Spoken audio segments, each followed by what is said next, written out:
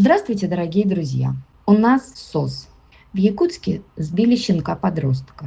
Дети это видели, рассказали взрослым, но реакции, к сожалению, не последовало.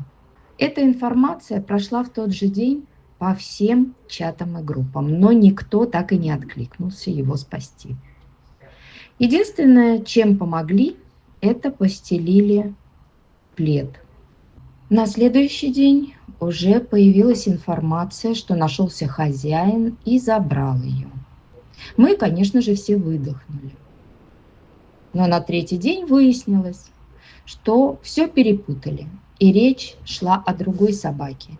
А эта девочка-подросток по-прежнему осталась без помощи. И эта новая информация опять прошлась по всем чатам и группам. Когда мы связались по указанному в объявлении номеру, выяснилось, что все-таки одна неравнодушная девушка забрала этого несчастного щенка к себе в подъезд. Уж очень переживали дети, они все лето играли с этой малышкой и очень просили ей помочь. Девушка ее кормила и поила, но в клинику за все это время так ее и не свозили. У нее не было финансовой возможности. Наша группа не смогла остаться в стороне и не помочь несчастному ребенку. И финансовую сторону вопроса мы взяли на себя. По нашей просьбе малышку свозили на такси в клинику.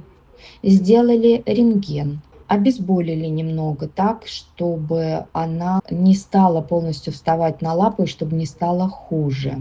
Выяснилось, что у нее перелом шейки бедра и обязательно требуется операция. Предположительно, стоимость операции будет в районе 25 тысяч рублей. Ну, возможно, еще какие-то расходные материалы. Точная стоимость будет ясна только по факту. Мы не можем взять малышку на группу. У нас своих больных очень много, и финансово мы уже не тянем, реально не тянем. Но остаться в стороне тоже нельзя. Давайте все вместе соберем ей на операцию и поможем встать на все 4 лапки и обрести дом. Друзья, сейчас от каждого из нас зависит счастье этой малышки. Давайте спасать вместе. Дорогие наши друзья, очень важный, очень значимый момент.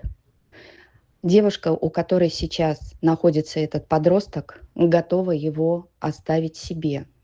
Самое главное нам помочь ей прооперировать ее.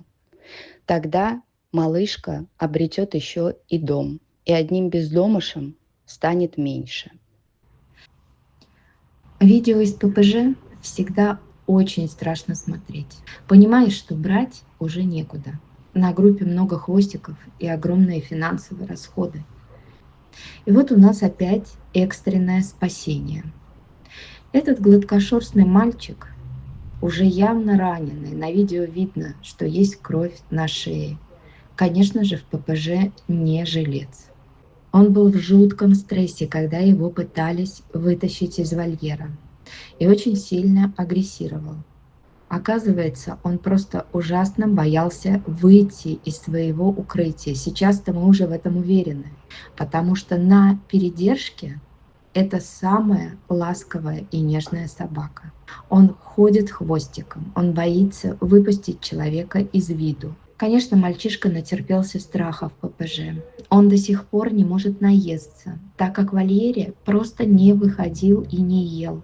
Друзья, есть возможность вывести его в Москву, есть местечко на самолет. Помогите, пожалуйста, ему денежкой на билет. Он явно домашний, он очень хочет быть рядом со своим человеком и стать любимым. Он уже вытащил один раз счастливый билетик.